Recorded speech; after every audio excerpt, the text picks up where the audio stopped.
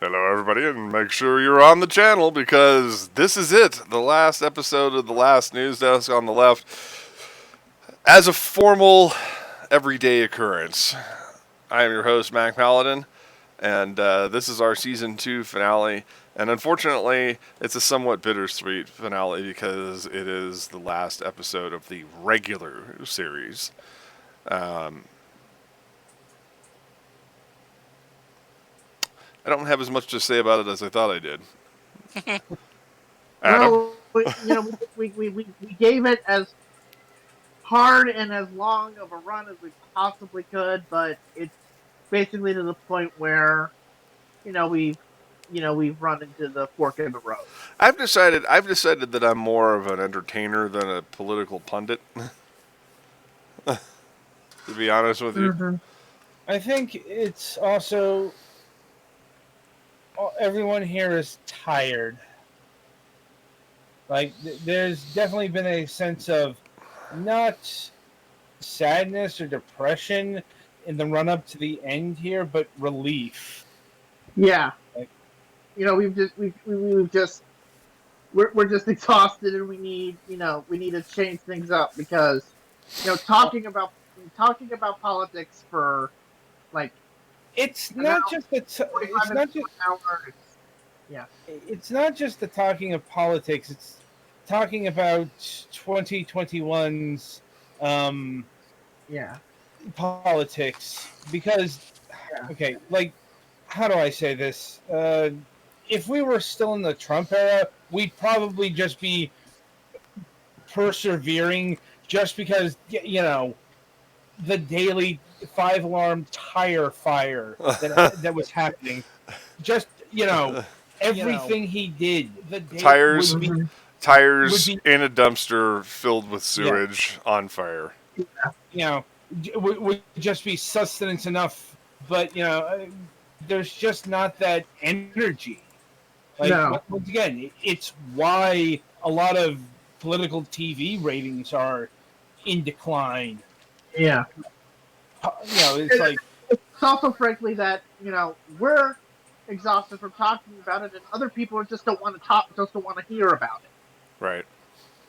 yeah, Because like we spent like 4 hours completely wired, and when you snip from those wires, it's like you're pretty much in withdrawal. So this is basically withdrawal. yeah, we do have one last round to go, so I suppose we should go. Yes. Like So, of course, we have our usual crew here. We have Adam, of course. yeah, Kevin's in the house. Once in Greenland and forever in Greenland, unfortunately. The place you'd ever want to be assigned if you were in the U.S. military. Um, Yeah, Petty Fan is somewhere or another. biting his nails. I'll be let out of the basement one day, right? And, of course, we've got the Golics with us. What? Who? Where? It's lies and slander, I tell you. Lies and slander. Anyhow, I mean, it's kind of the end of the era. We always said we wanted to do a straight political show, and that's what we got here. And while we did cover elements of entertainment, we tried. we're basically politics for 45 to 60 minutes. So, I mean, we managed to get 2 freaking seasons out of this, which, is more than we thought. yeah, it's more than we thought, especially some weeks. 48 episodes. Yeah, I mean, some weeks during the Trump era there was slow period, but we managed to Not get like this. but not like the last like 9 months. So And it's not just slow. It's okay. What are the what's the popular political debates about right now? Fucking inflation, fucking Yeah. supply chains. yeah, It's all so mundane and wonderfully mundane. and complicated and Yeah. stuff way beyond our I pay mean, grade. Just keep in mind, the politics of the Trump era are not dead or done. I mean, for fuck's sakes, Yeah. Ryan Gosler DDS just got censured by the Senate. Paul So, yeah, Paul. goes. Anyway, he got censured by the Senate and taken on the off grounds of no, you cannot publicly post images of you killing your coworkers, Yeah. even if you're in Congress. Also, Yeah. stealing from Attack on Titan. Yeah. If there isn't an irony for choice of material to go up. Oh, it's not ironic. You think it's ironic? Oh, I don't think it's ironic. Okay. Look, there's a lot of right-wing themes in Attack on Titan. Well, Let me tell you something right now. The fans of that series better hope to God that the media doesn't piggyback off of this and start digging into why in the hell did they choose this specifically? right. Because if they get an Attack on Titan, ooh, the conversations. Ooh, they do not want to have those conversations, boy. Not, They do not. Well, I would say my point is that the irony is that it's not an American series. So, Well, yeah. I mean, the but- series is about heavy duty Japanese nationalism. well, that look, the World War II parallels can't be ignored, especially Both World Wars were right. But it's specifically like the fucking armbands that they just put out as merchandise. Oof. Yeah. Immediately stopped because people went to them and went, what? Oh Yeah. God! Stop. Yeah, Okay, the armbands you specifically used as shortcuts because they're they're a Jewish allegory. Okay, Yeah, there's no getting around that. It was a Jewish ghetto allegory. Yep. There, completely. So yeah, I mean, Wasn't there a recent thing where like they're selling like the armbands as Attack on Yes. Titan merch now? yes. Yeah, yep, that's what we're talking about here. And again, ladies and gentlemen, that was an allegory to the Warsaw Ghetto. And Yeah, Well, I it's mean totally the writing. justified because Yeah. you see the people who are being ghettoized can turn into horrible human-eating monsters. Yeah, but the writing was Dude, the writing was on the wall when they had this entire community of neighborhoods subdivided by very high walls that are ostensibly for their protection. also in holy anti-Semitic tropes. The Like problem is that's not what it was at first. That's the thing. We all came into this as a simple, humans trying to protect themselves from these monsters, and there was nothing political about it. Okay, maybe there was politics involving, but it was basically royalty. You know what? As a fan, We have to protect ourselves from a major outside threat. The only answer is fascism. Yeah, listen, guys. As a longtime fan of Leiji Matsumoto, I'm gonna call bullshit because I was skeptical from episode 1. Oh no, me too. I was skeptical of this series from episode 1, and I had never read the manga. But now I'm like, Well, I mean, for a lot of people, myself and probably a lot of people, you didn't see or sense anything involving that kind of stuff at all at the start of this. It was only when they got into that basement and they revealed all those books that they've been in about for months that it's like, oh wait a minute, what? Look, you're lucky that you at least had the suspicion. You couldn't get that if you read it through. I mean, it didn't have any semblance of fascism or God forbid Nazi and Jewish allegories here. You didn't really get that sense until the basement. Yeah, it did kind of look like a European-ish setting, but nobody would figure, oh yeah, wait a second. Because there wasn't really hints of it. It didn't really, it was basically a sense of, oh, these are humans that are attacking these monsters. And, a lot of them are badass or whatever. It's like, whatever. And then it went political. And it's like, wait, this isn't what I signed up for. Can I get off this ride? Yes. And then you started killing certain characters off, and it's like, alright, fuck it, I'm done, I'm out of here. And then it starts turning to Gundam Seed, and I feel weird. And then you've turned your main character into an edgelord, and it's like, okay, now I'm really out of here. I can't deal with this. You all have fun. And as soon as you leave, all of a sudden it's like, what?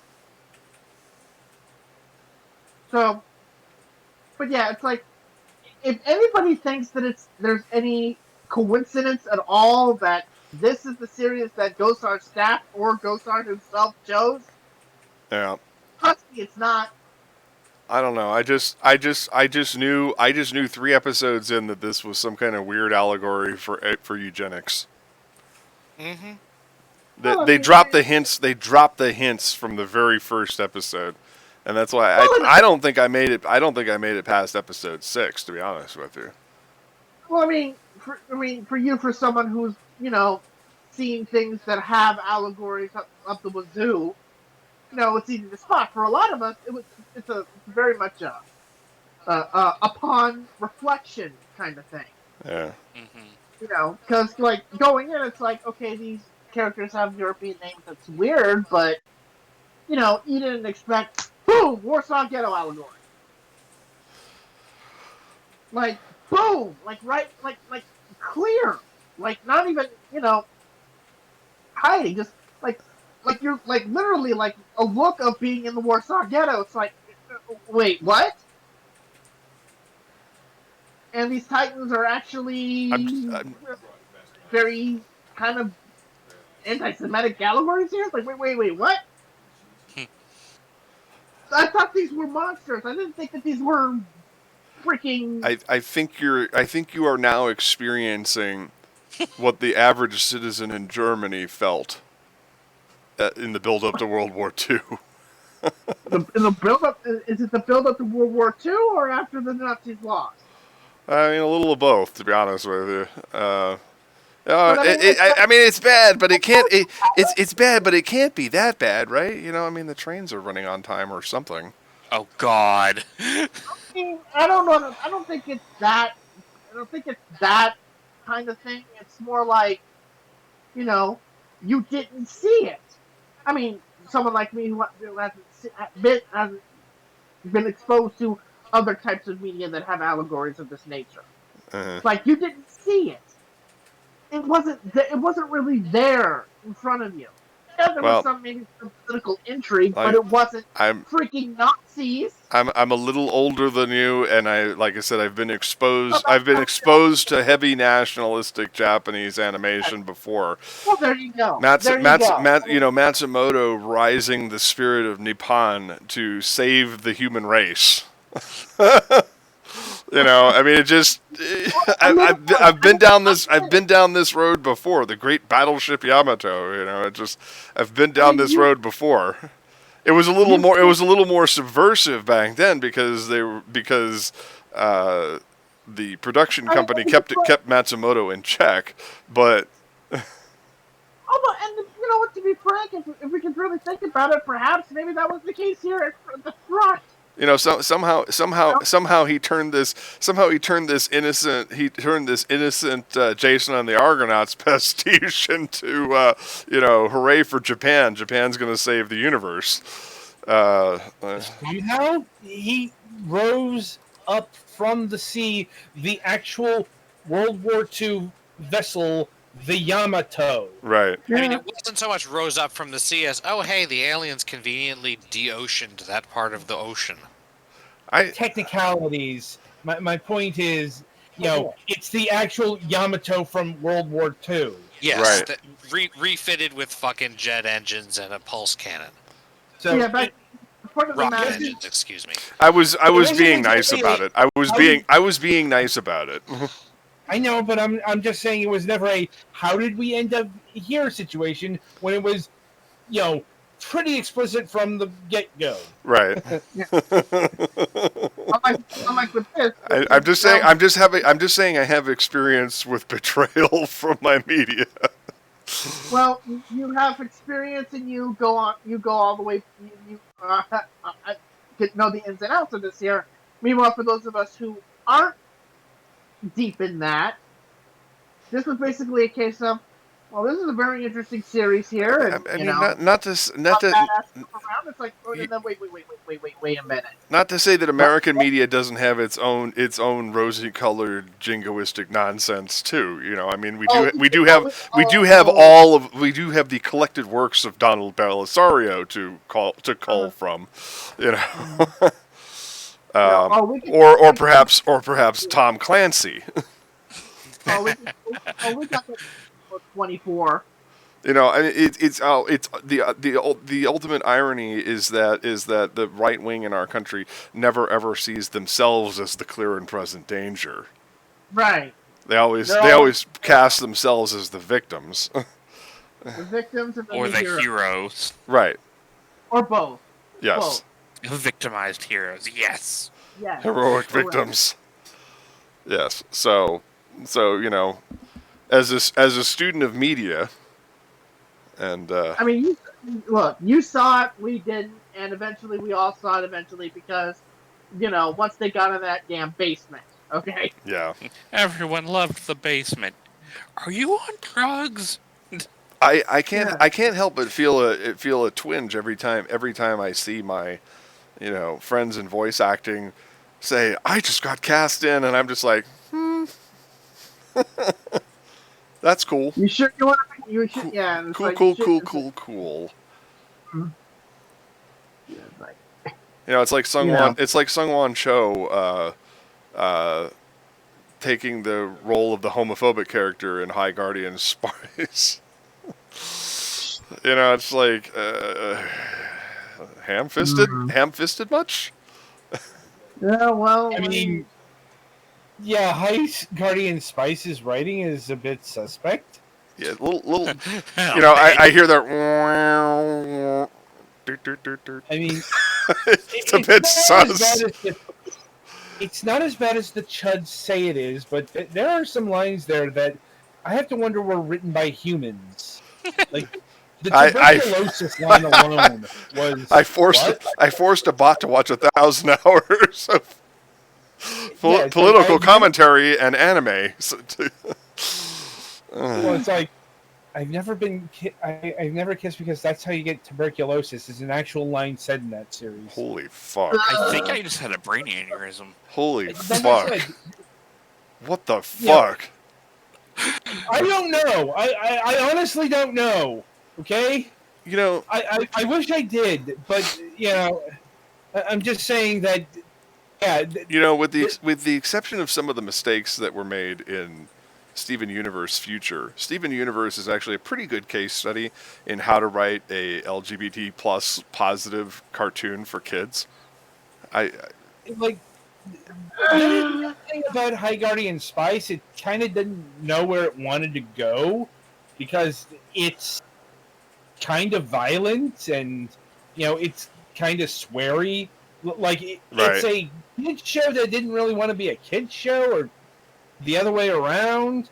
Like, and also, it is a LGBT plus positive series because it was written by a trans man.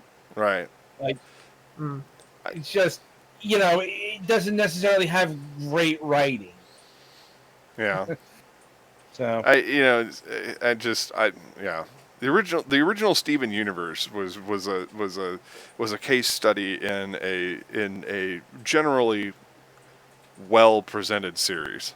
Like I said, the future segments, not so much, but just like I said, it's just in general, at least through season 3 of the original show. Like certainly, pretty solid. Yeah, I think we can all agree it was pretty solid up to at least that point. Yeah, it's like one of the problems is Rebecca Sugar really didn't know how to write the townsfolk too well.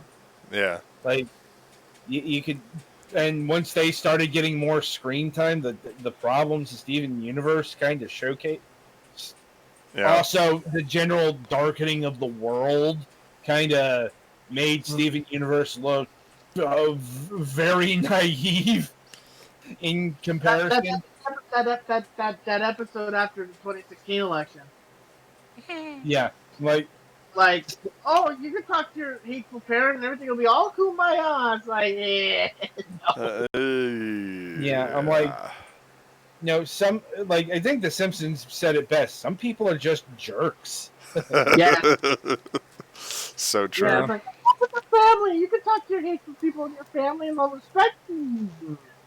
I mean, anti-bullying PSAs have been getting this wrong for decades. Yeah. Yeah, can't confirm. The entire freaking thing. They don't want to talk about the real forms of bullying because, that's too above their pay grade. Probably because they can't experience it themselves. I mean, granted, like expecting, say, television to rise to the occasion is one thing. Expecting, your actual fucking teachers or parents or the principal to rise to the occasion is quite another, isn't it? Mm-hmm. It's like, once again, television failing is one thing. The system failing is another. It's like, when all of those anti-bullying campaigns pretty much tell you, trust adults. They will always do the right thing for you if you tell them. Oh, really? I have first-hand experience in saying that's bullshit. But it's also, nobody likes a snitch. They should just pack it in a box and call it My First Betrayal. Like, Type to the anime betrayals. Tell an adult you've been bullied. You'll be fine. Put it in the style of those Japanese potty training videos. Oh my god. Anyhow. Yeah, so I suppose in the spirit of having some actual political substance, I suppose we can look ahead to midterms, which is probably around when this show will come back. Not exactly sure when, but midterms are just a year away. Political season especial. Yeah. And so the political mood here is confusing, actually, because we are coming off the Dems' supposed, really awful, no good election night, which is actually not the case because, for example, guess what? New Jersey's Governor Murphy won by a bigger margin than what's his name in Virginia? Virginia. Yeah, Youngkin. Yeah, just by going by historical trends, the Dems did pretty decently. Now, I understand, yes, they are at a historical disadvantage, and redistricting is not as bad as it could have been. Well, here, it's the state that I come to you from. Well, not so much. Obviously, I'm talking about the national, scale. Actually, it's a wash. It's been a wash. It's better than last decade. Which is good. Now, it's like, does this mean that the Dems will be not wiped out next year? By no means.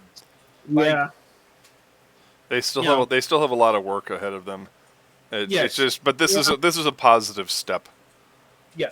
But it's also okay. So they got their act together. They've passed the bipartisan infrastructure deal, and it looks like I think it came out today that debate is going to begin on the Build Back Better stuff. Yeah. And the current timeline at time of recording is it looks like the whole thing will be done by Christmas. One of the big things that I was reading about, I don't have all the details in front of me, they were trying to shove something into the NDAA, and so of course Sanders was against it, and there was some issues with that, and Sanders was pointing out that one of the things that makes him publicly come out against this particular inclusion is the fact that we need to be focusing on the Build Back Better plan, and instead we're dickering around with this. And I'm trying to remember what it was. Maybe somebody else has some context here. Didn't really hear anything about it, but I'm like I said, the time, from what I've been seeing in terms of chatter, nothing's really affecting the BBB. At least when it comes to the House, Yeah. There might be Like- some, but I think there might be some. Senate turns to NDAA after delinking China competition bill. that's a separate thing, because that's not really having any real effect on the BBB, because the Triple B is starting in the House. We're talking about the Senate. Yeah. So, the Senate has to actually pass the Triple B first, then the Senate gets to talk on it. Right. Yeah. Yes, and I Well, think Sanders was criticizing their austerity on the BBB when they're just opening the purse strings and letting them dangle in the winds for the NDA, over the NDAA. I mean, defense spending is sacrosanct. Yeah. You're not changing that. Yeah. Like, Not that they need his vote to pass it. It usually has widespread bipartisan support, regardless. No, it's like that's something that some leftists don't understand yet. But right or wrong, the defense spending is always going to be wildly popular across both parties. Yeah. You're not going to cut that down. Like, In spite of the fact that the military loses us billions of dollars every year. Like, not arguing that case. I'm just saying that there's no political will to bring that shit down. No. Yep. And But they did successfully. But they did successfully delink this unrelated nonsense. Yeah, the Endless Frontier stuff. Yeah. Then again, seeing how disastrously defund the police went, it's probably better that doesn't happen. Because it can't really be ignored. Like, defund the police was not necessarily a mistake in ideology or something like that, but its execution in the real world has led to it being dead as a political thought process. Yeah, because when you tell somebody that you want to defund police, they think a complete. Yeah, it's not about it was never about dismantling police departments. It was about demilitarizing them. It was supposed to be about reallocating funding to bring relief to peace officers so they could actually do their job of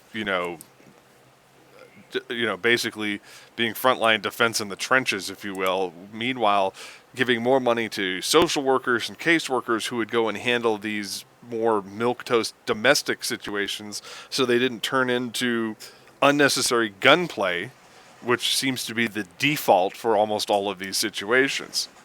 But unfortunately, Neighbors being too loud, let's go in guns blazing. It's like... Yeah, now that stuff is actually continuing on. But it's more like the Minneapolis Police Department being replaced by a public safety department, which was an actual thing on the ballot this past election day. Yeah. Like, that failed pretty convincingly. Yep. Because, I talked about this before. It's like crime is an issue. Like, violent crime is an issue, and you're always going to need a response. I get that. I'm just saying that I'm just saying that no, there are people out there who don't want to, contend with that. And, right, but that was extreme. That was extreme idiocy. That wasn't what the movement was supposed to be about. No. But that's kind of... It's very confusing branding. It's very confusing branding because you're trying to take a very, very broad policy change and turn it into a 5-second soundbite. That's why it failed, Mhm. because this is a very nuanced conversation that, and it doesn't help that no, some leftists were very sincere about, all cops are bastards, no police, that kind of thing, and that's just not happening. Right. Like, society in general has said no, we like the police. Mhm. No, it's like, we wish they were better, but we still like them generally. Yeah. Yeah, and it's not just white people either. It's like, Everybody wants good quality, representative, decent law enforcement. Yeah, I mean, because if you look at if you look at the demographic of like the Tucson Police Department here, it's roughly 68% Latin and Hispanic. Uh-huh.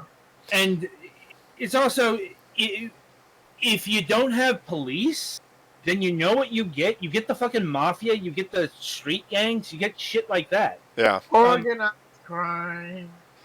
Because a lot of those gangs started out as protection. Dating all the way back to fucking La Cosa Nostra in this country, or the Irish gangs.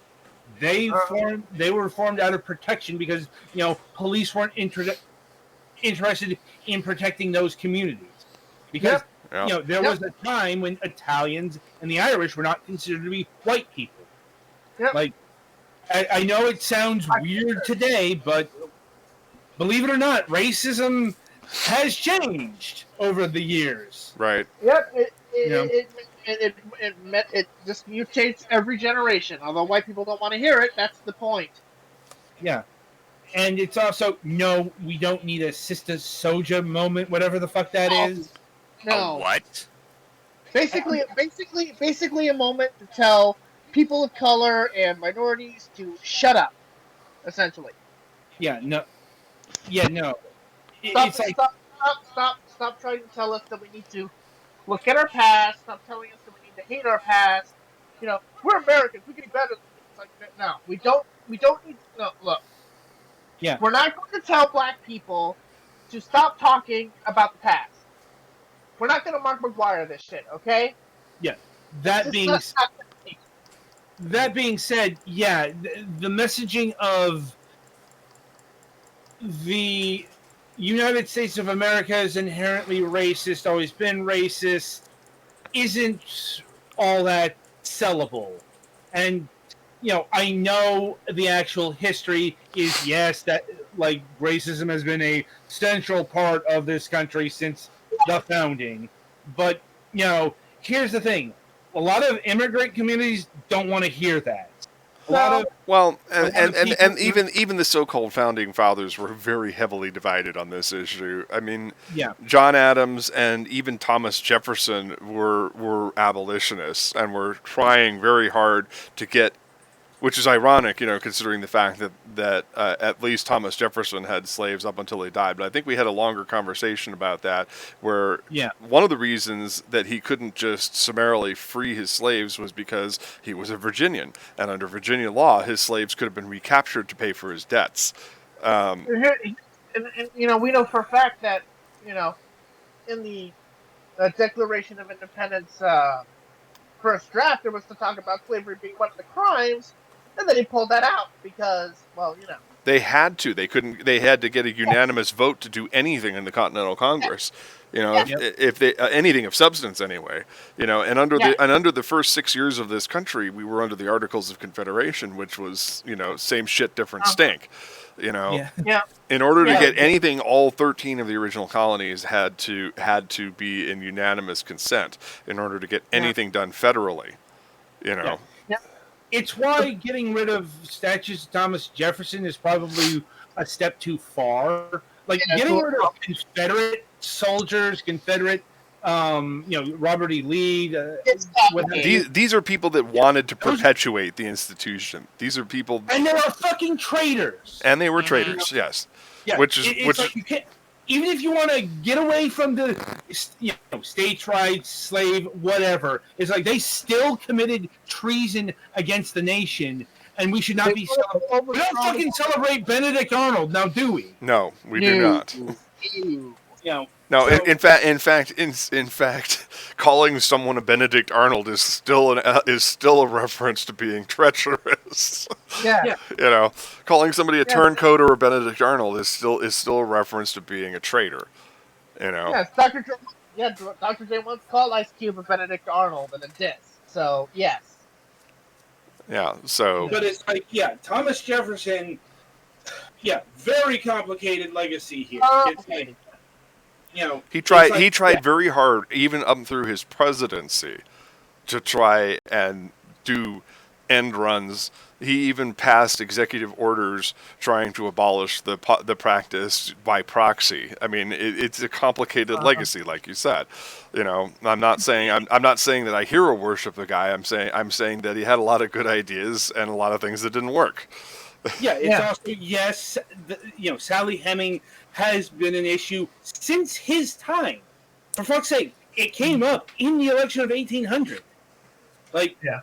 you know, it's like, yeah, he probably raped his slaves. Like, and that was probably not unique to him. Like, Yeah. Because I'm pretty sure at the time it was considered to not be rape if it's slaves. Yeah, but but it's still, you can't throw out his legacy because he's so important to the founding of the nation. And Yeah. there's a lot of people, a lot of foreign people, a lot of international people who still look up to his ideas. Like Hong Kong, for example. They Yeah. they were citing Thomas Jefferson, you know, in 2019. yeah, You you know, I mean, let's you know, I mean, the Federalist Papers were actually a really good set of ideals. And when we universally apply those ideals to everyone, then we have finally achieved the intended experiment of America. You know. And, you know, and frankly, this whole discussion involving, you know, CRT and wherever is probably that's where I think everybody in the discussion wants to end up. Right. You know, but it's just a case of a lot of people just don't want to hear about the past at all.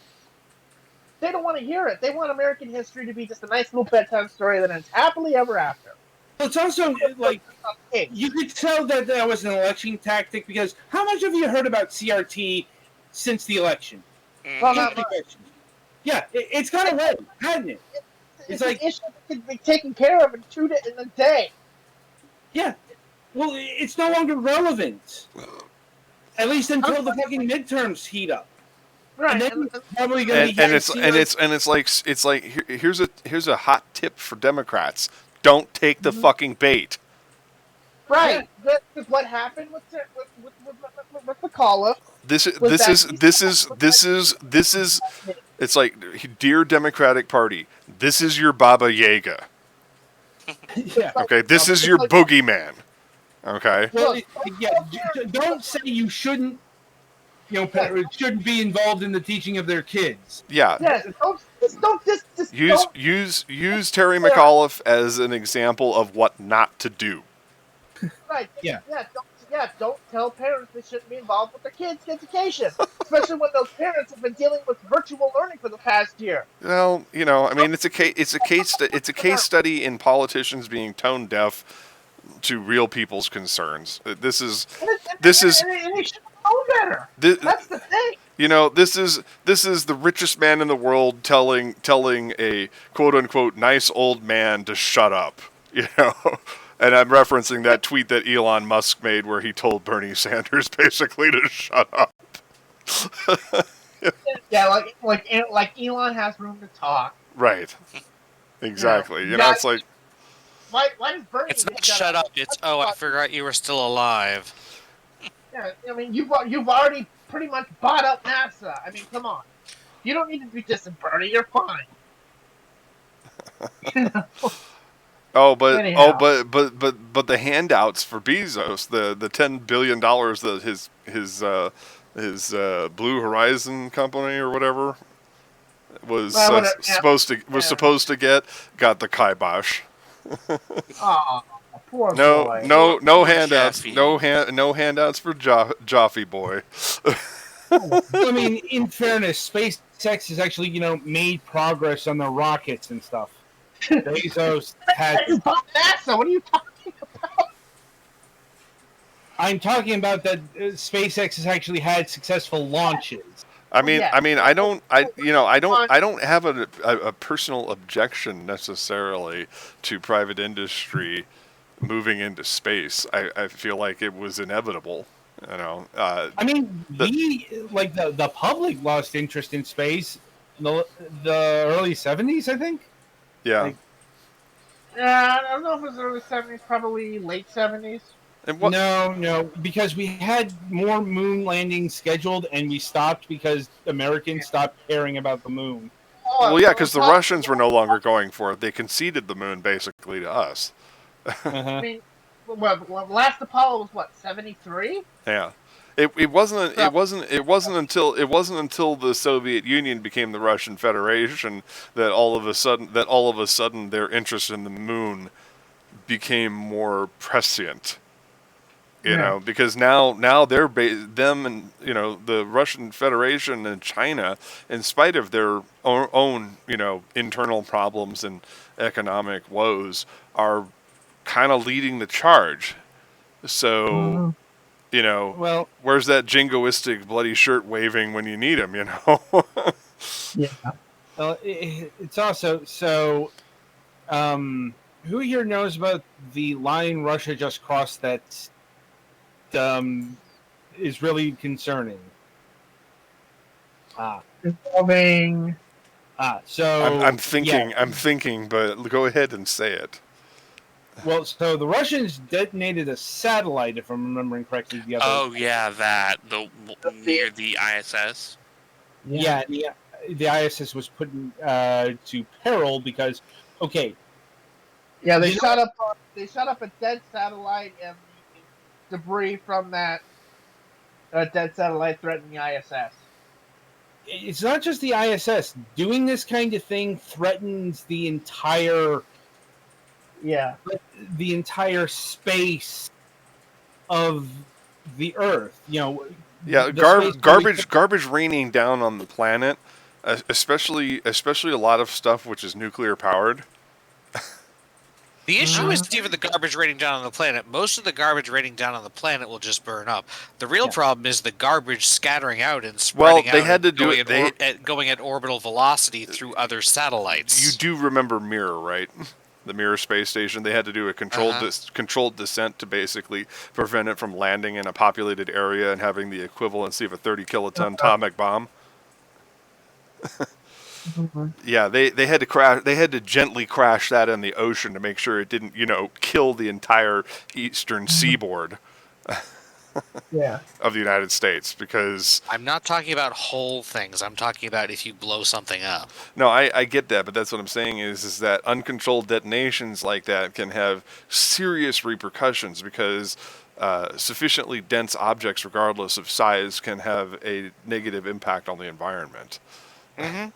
And That's true, but I think the issue of having a few dozen screws flying through space and one of them eventually flies through one of the important satellites yeah, if can cause more problems. the issue here that Adam and company are getting at is that had the International Space Station been damaged, not only would we be looking at the loss of life of the individuals on the ISS, but the ISS crashing to the Earth in an uncontrolled fashion and then, wiping out an entire, I don't know, indigenous population in eastern fucking Australia or something. That would be disaster, to put it mildly. That would also be bad, yes. So, that's to say that is significant is grossly underselling the point. Adam, please go on. No, I mean that is about the substance of the story. Yeah.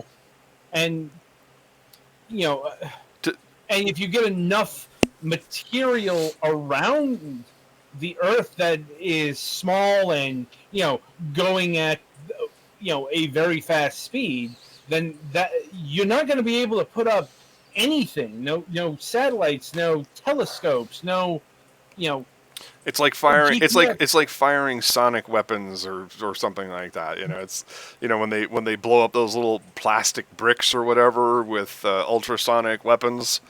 Yeah. Right. Yeah. Little tiny balls of rounded metal, striking the Earth is bad, especially if they land on people. Yep. Or even just hanging around in orbit. Essentially, we won't be able to leave the planet. Yeah, we put enough garbage. We put enough garbage. And all the communications infrastructure we have up there will get fucked. Right. Yeah, you don't want bullet-like screws flying through your AT&T and Verizon satellites. There's a lot of issues in play here. There's a lot of really serious infrastructure issues in play here. So it's kind of relevant to last week's discussion. It's kind of interesting. Yeah. We There's got a lot of anime/manga called Planets that's all about space garbage people whose entire job is to, pick up the shit that got broken in orbit so that it doesn't, destroy space stations and shit. Remember when 6 years ago we were having uplifting stories about crowdfunding events to buy out an old McDonald's on an abandoned military base so they could send signals to a long dead satellite so they could take pictures of the sun? Remember those days? Remember those halcyon days? pre 2016. Does anybody remember that? It sounds familiar, but that is like the before times at this point. Finding grizzled old veterans from old school NASA to reprogram satellites that have been abandoned since 1973. Those were the days. Mm-hmm.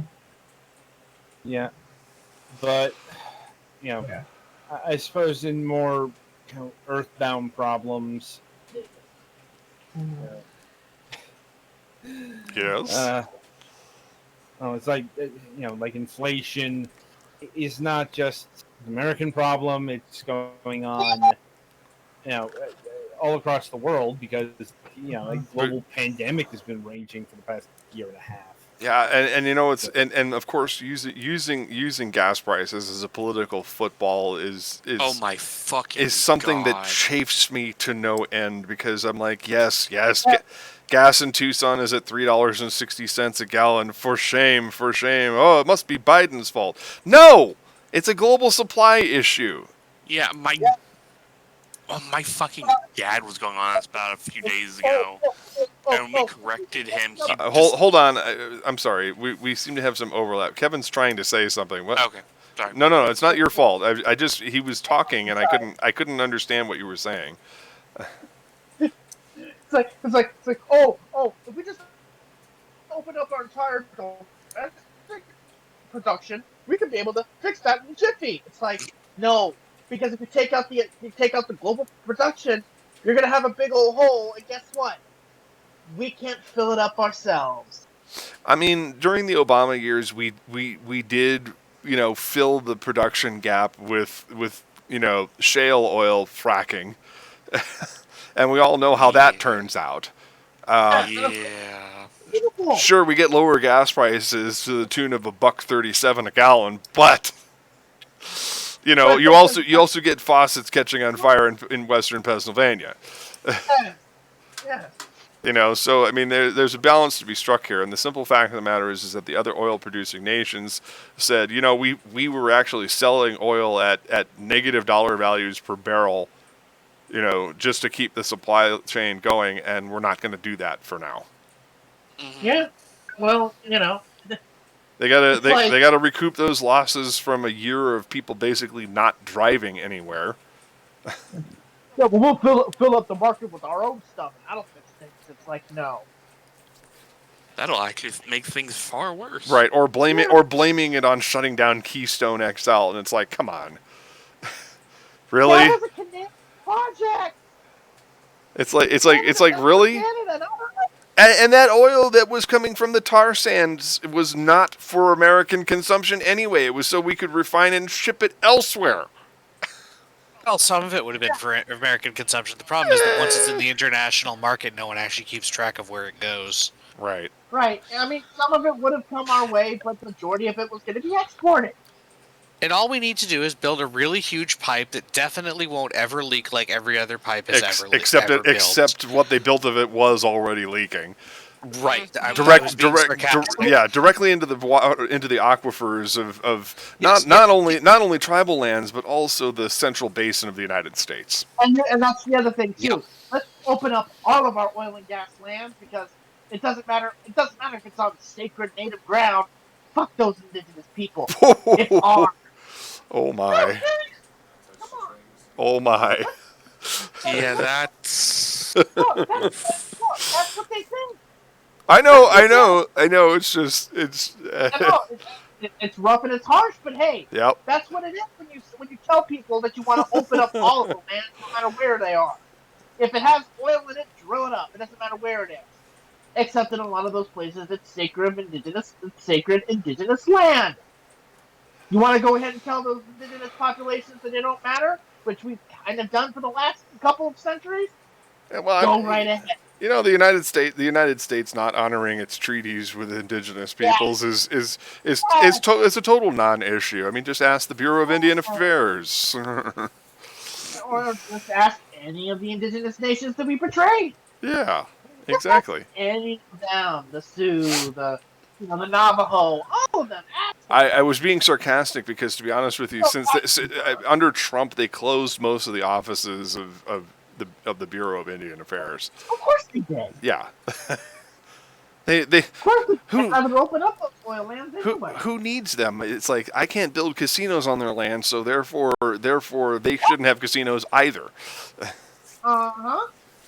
God, that hurt. Yeah. Yeah, but it goes back. It goes back. He's a casino guy. He was fighting with the indigenous people when it comes to opening casinos, and well, there you go. Mm-hmm. It's like my old boss always said. It's like anytime you want to answer to politics, just follow the money. Yeah, it's like whenever you want to talk about gas prices, we're not going to be overturning environmental laws, and we're not going to be telling indigenous populations that to shut up about their sacred land. It's got oil, and we need it. We're not going to do that anymore, okay? Exactly. And it's not going to be tolerated anymore. Exactly. I guess it was a pretty eventful week.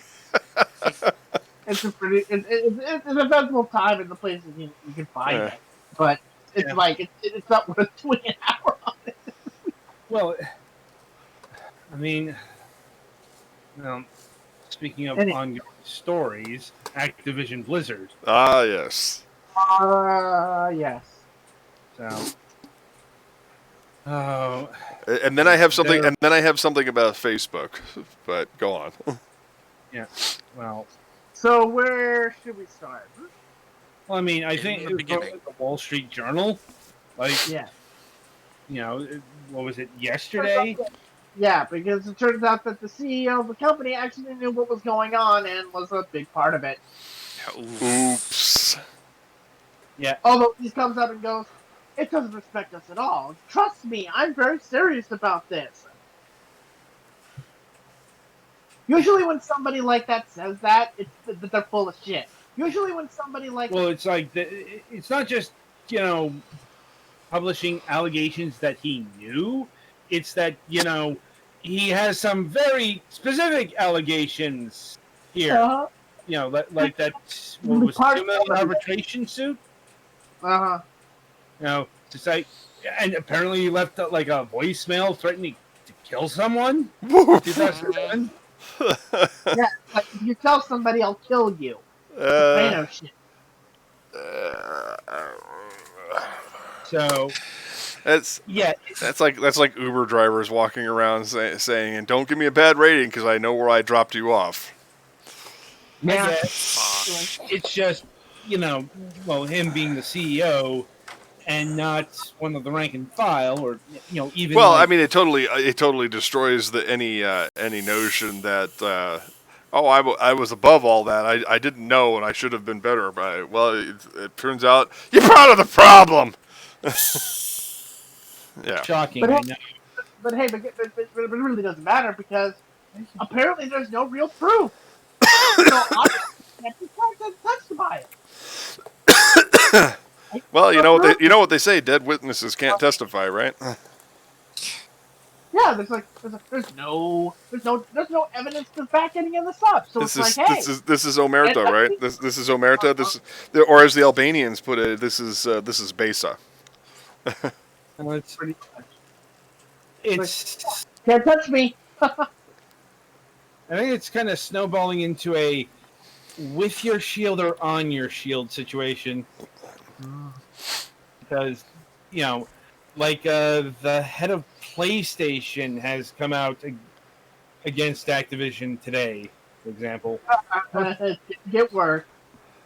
Yeah, well, first in the industry, like nobody's really sure how long, what's going to happen here. Like, Well, but it's like I don't think the situation gets better for Activision. Like, Oh God, no. it hasn't been getting better for them all year. Mm-hmm. Yeah, It's been, as the kids say, snowball. getting worse. yeah. And as if that wasn't enough trouble, then there's the whole lying to the stockholders bit to keep their stock prices solvent. I mean, there have been a small faction of activist shareholders trying to get rid of Bobby Kotick for a while now, but they've renewed that call. But a lot of the institutional shareholders, I don't think have said anything yet. But it's still early days from this, latest revelation. And like I said some months ago, it's this isn't like Activision thinks they can wait this out. Just think that they can wait for the bad news to go away. Well, I mean, that's the strategy that's worked for Donald Trump since the 70s, so. But they are clearly not him. Like, and more to the point. Well, apparently he's not him much anymore either. his clock is running out. This is getting away from the point. Yes. And that is, it's not just one story. It's been a series of stories ongoing throughout the year. So, it's like, okay, you're trying to wait out the lawsuit or whatever and the bad press from that. Well, now you've got this. And the fallout from that. And, like the head of Blizzard is quitting and has come out that they only offered her equal pay when she quit. Yeah, and because this whole big thing about her and him, and this whole cult thing, because it was trying to, repair the image. But yeah, no. This is a David and Goliath moment. This is a giant Slayer moment. Mm-hmm. It's more a death of a thousand cuts, if I'm being honest. Yeah. Because this is not the end of it. I guarantee you. There's going to be more stuff coming out of Activision and Blizzard and Activision Blizzard. It's probably like the next revelation is probably members of the board knew this stuff as well, which would explain why they're backing Yes. Up next on Mac Paladin's Retro Gaming Emporium, we'll be expanding our lineup of Paladin plays. I suppose the biggest concern is if this affects like the Call of Duty brand, Call of Duty Vanguard, and it could, because like it's very much at the center of this. Well, it's because I think people are more concerned. Brutal honesty, I think more people are concerned about the Overwatch brand, because that's been one of the few bright shining lights in this whole thing. Is the fact that they're the one franchise that rapidly responds to social change in the ActiBliz lineup. To be honest with you, it's all across Activision Blizzard now. Like, I mean, they've now pushed back Overwatch 2 back to 2023 when they had. But, no, what I'm saying is like walkouts happened. I want to say yesterday or today, Mm-hmm. and it's not just Blizzard anymore, because Bobby Kotick is the CEO of Activision Blizzard. That's the dynamic that really changed here. All of the bad stuff was coming out of the Blizzard segment specifically. Right. But now we've got employees of the Activision side of things, and even the King side, the mobile game, walking out in solidarity. Right. And improving working relations has been an ongoing conversation at Activision since the initial lawsuit hit some months ago, and this is going to add fuel to the fire. Like, I don't know if this leads to massive walkouts, an actual attempt at unionization, but I'm like, which is tricky at best because independent contractors cannot unionize. It's against federal law. right, but I don't think that they're independent contractors, which is why the California Fair Labor Relations Board is involved in the lawsuit. Yeah. It's like, I'm pretty sure independent contractors are involved in the being treated like shit. A lot of the devs that actually build games and stuff like that are typically contract employees. That's just how the gaming industry has worked for 30 plus years. They try not to have too many permanent employees. Yeah, but I don't think it's like wrestling where everyone is like technically an independent contractor. It's like they are actually salaried employees of some regard. Mm-hmm. Like, I honestly don't know the particulars, especially as it pertains to Activision Blizzard in California. As once again, employment standards do differ federally, states, local, all that kind of stuff. But yeah, it's like I said, it does feel like we are getting closer to the patricians of Rome realizing the plebeians of Rome realizing their actual power.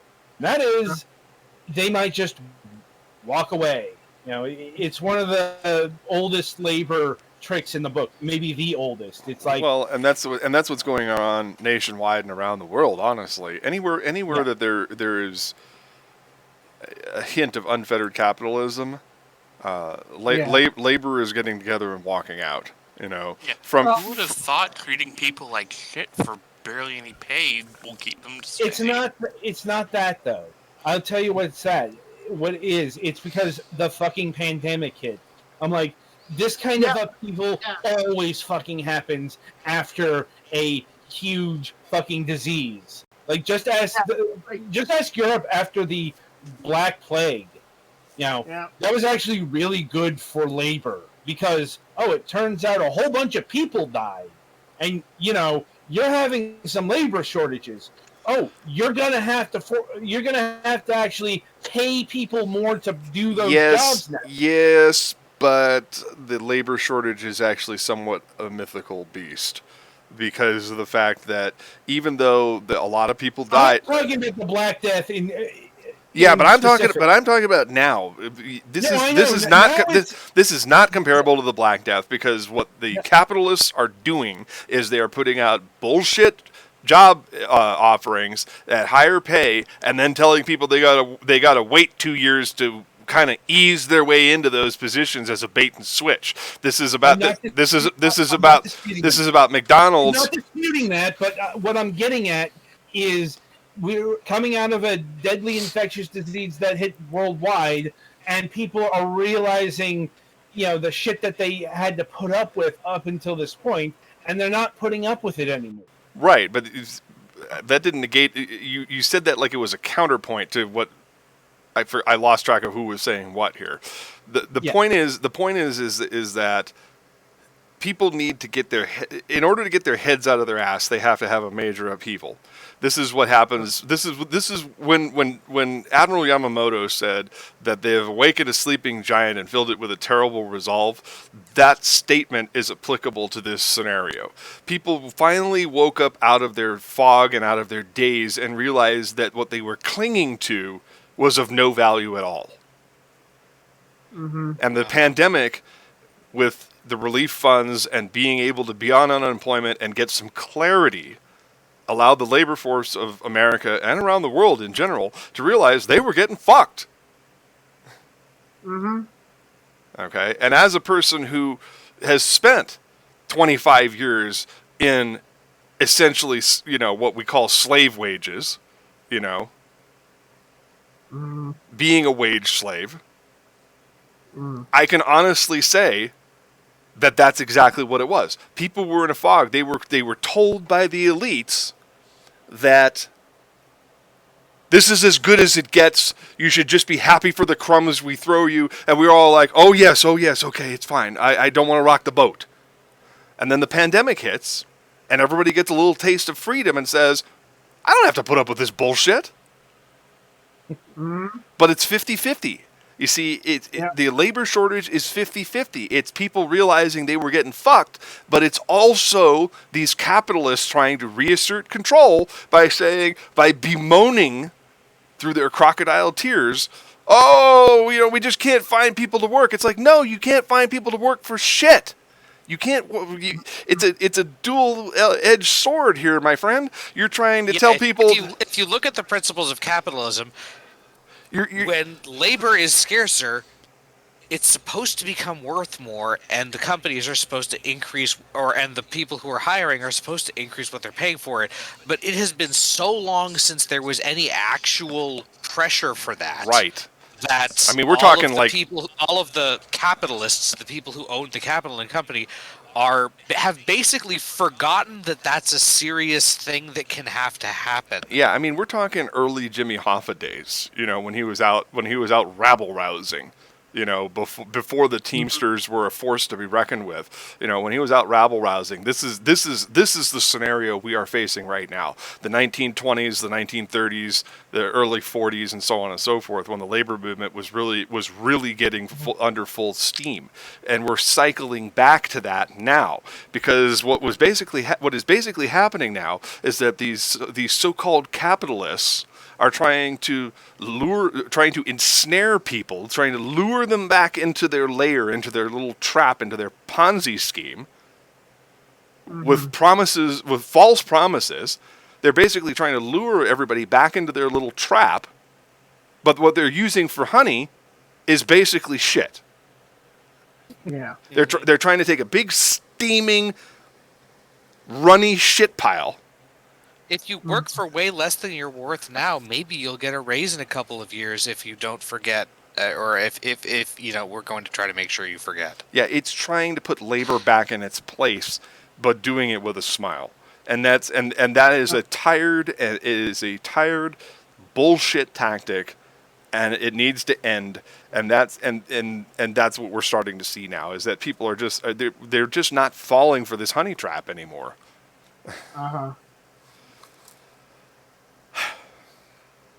Anyhow, I know I don't talk about it much on the air, but I'm a huge labor advocate.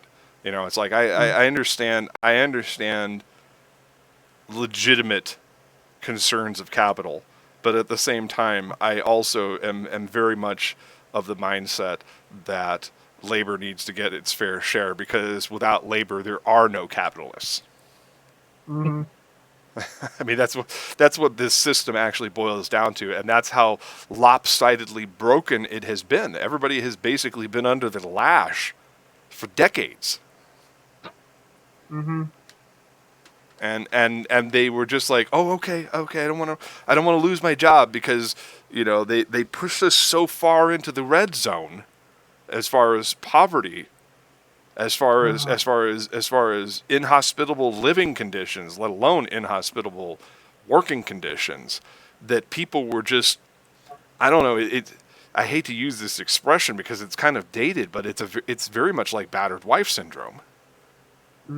They pushed us so far into the corner. The only response left is to spring out of the corner, attack on full. I think that's the best way to describe it, and that's what's starting to happen right now. Labor is rediscovering its power, and it's glorious. You know, and I hope the movement is able to continue going, and we are able to, push the capitalists back and reignite the American dream. Well, not if they're like unions like IATSE. IATSE, Yeah, I heard. I guess now everybody is like, well, I hope the SAG and the WGA and everybody else will be the ones to save us. And it's like, you guys are huff and glue. You guys. Yeah, first of all, those are different unions representing different people. Though their unions, as far as I know, don't have an electoral college system. Right. What the fuck was that? Wait, Adam's trying to pipe up. Or, I mean, Kevin's trying to pop up. Sorry. Yeah. I mean, although to be fair, the Writers Guild has been the ones that has brought, Hollywood to a standstill more than the others have. Yep. 1968, 1988, and 2007. Yes, they have. They have been the ones to disrupt. So and those have been landmark because those huge changes came after those strikes. They did things. So let's not put the writers in the same realm as SAG and IATSE, because the writers have stepped up, and although in this situation, let's be fair also, people by and large did vote against these contracts, but the reason that they only got ratified was because, well, we decided it was a great idea that in order to ratify union contracts, we would go through the electoral college system, so that the people who would be supportive of these, not satisfactory contracts would get a win anyway. Because that's what we mean when because we think the best for our members. We'll get him again in 3 years. Trust us. We say that every time, but hey, yeah, they've moved to the mind over matter system. We no longer mind because you don't matter. Essentially. Yeah. Now the only question now is that does this lead to perhaps a leadership change eventually? Because you have a divided membership here, very evenly split, and a lot of the people who voted for this contract didn't do so because they supported it necessarily. They did it because, well, I don't want to go on strike this close to the holidays. I don't want to strike at all. This is the best we possibly get. Stuff like that. It's a symptom. It's a symptom of the system I just spent the last 10 minutes railing against. It's the fact. It's the fact that everybody has been deprived of their savings and their livelihoods and the so-called dream of America, and because that has been effectively stripped away from them, they had no recourse but to fall back on their heels. Because there was no backup plan. If they go on strike, a lot of people are going to get fucked. Yes. It was a bad set of choices. There was no good choice here. Although to be fair, there was a reason why it got that big of a strike vote, and the reason why that people are pissed about this. No, I get that. I'm just saying it was a bad scenario. It was just a bad scenario all around. People didn't have a fallback position in order to do that. When when my dad was part of the telecommunications strike of 1968. Mm-hmm. He had just gone to work, but he had a fallback position. He had just come out of the army. He could live with his parents. He could weather this strike. Right. He had a few bucks in his pocket and the GI Bill backing him up. Yeah, I mean, a lot of once he wasn't fucked. They went on strike. He wasn't fucked. These people were fucked. Yeah, they would not have a lot of money. They would not have money. They would not have funding. They would have enough. Union probably wasn't going to help them. And without moratoriums. Without moratoriums, they'd lose their homes, they'd lose their families, their livelihoods. It was just garbage. The whole situation is garbage. I mean, although I'm pretty sure that there would at least be a couple of months of strike. I would say that they would tolerate until it gets to a point where they can't tolerate it Yeah, but the question would be whether or not the AMPTP would have more Simply wait 'em tolerance. out. Yeah, more tolerance because of money. It's like Although to be frank, an IOTC strike would be pretty unprecedented because when it comes to a writers guild strike, you can gather scripts together, you can do things to try to work around it, right? yeah, well, that's the thing is that the WGA members typically not always, but are typically a little better off than craft workers. Craft and transportation and people who have what we would consider to be more typical mundane jobs. Right. And that's what IATSE represents. They represent the common workers in this industry. Right. They pretty much represent most of the people behind the camera. WGA may not be the top 0.1% of Hollywood, but they're in the top 10%. Yeah. IATSE represents the bottom 90%. Right. It's basically, the writers, SAG, the Directors Guild, those type of guilds at the top is basically separate. Yeah. Meanwhile, IATSE is for everybody else under that. Right. So, I mean, but it would be hard for the people who are working in IATSE who are on the picket line, but at the same time, it'd be hard for the studios because with that 90%, that's basically the entirety of a production, essentially, outside of actors and writers and directors. Pretty much everybody else that makes a project work is on IATSE. I think you'd see a lot of picket line crossers. I think you'd see a lot of scabs, and that would. I mean, if they were as united as they were when they made that strike authorization, maybe not amongst the membership, but I think you'll see a lot of quote unquote temporary employees hired. And they can't stop that. They actually legally can't stop that. Although the problem is that it would have found itself to be pretty unsustainable, and there would probably be people who will actually die on a set, which would put a lot more legal problems there. Oh, I'm not disputing that. The consequences that come with that decision are a given. I'm just saying. I'm just saying. I don't think they would let this stop the industry. And I think it would be a disaster of epic proportions. I think it would very much heavily impact the industry. It probably wouldn't shut it down, but it would heavily impact it and back things up tremendously.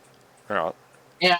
Well, especially with this so-called labor, shortage. If an entire industry went on strike, I'm sure you'd find a lot of people who don't understand and don't know what's going on. I mean, the problem is that with a lot of these jobs, it's very highly trained and heavily. You need to be heavily and highly trained for it. You can't just simply hire a dude off the street to build a movie camera, for instance. True, but you'd be surprised. You'd be surprised at what industry has tried in the past. I mean, they could try to get those people, but it would turn out very bad very quickly. Anyway, I think we should wrap this up here. Yeah. Yes. Well, I mean, Mac, is there any closing thing you want to say? There's not much left to say. To be honest with you, I'm looking toward the future here. I'm looking toward what we have planned for February, and the renewal of that which should never have been laid down. I really thought about it, and I thought if we had continued and found a way, it needed a break, that's for sure, but just not this long. Right. Just not this long. That is our central focus. Entertainment and entertainment concerns.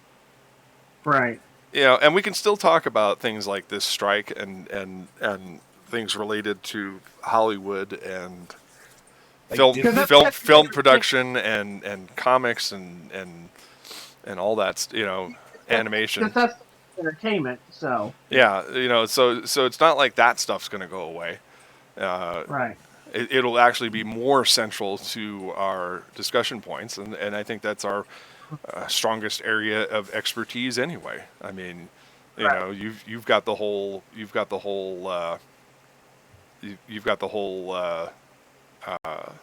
I'll call it virtual sports arena locked down right, with wrestling and NASCAR and all that stuff. right. And Adam has always been microblogging about anime and comics and keeping Yeah. in touch with those people. So I think it'll be nice. We've had a 5 year long, no, 4 year long refreshing break since since we went off the air in 2017, and Mhm. and it's time. We come back with fresh eyes and renewed hope. And Yeah. I think that'll be my message going forward is, Mhm. that we should always be looking towards the future. Mhm. As I said, I will be attempting to bring to bear my considerable connections with the voice acting community that I have cultivated over the last 5 years. Kira will also be looking into artists, and we have a new angle because we actually have a stake, an interest in the LGBT plus community Right. and how it relates to entertainment.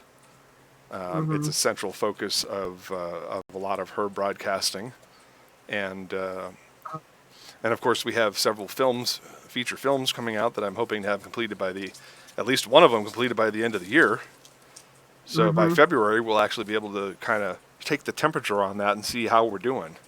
So I think Uh-huh. I think we have a lot of stuff to look forward to. So rather than say goodbye, I Uh-huh. think the important takeaway message here is until next time. Mhm. And with that thought, I thank everybody for listening in and watching Last News Desk on the Left and listening to us ramble on aimlessly about things we may or may not know all that much about Mhm. for this past year, for these past 48 episodes, and I don't think I would trade our time for virtually anything. And I look forward to coming back strong in the new year. And like I said, with that thought in mind, I want to thank everybody for listening. And on behalf of the crew, thanks for listening. Stay safe out there, kids. Happy holidays, folks. Bye.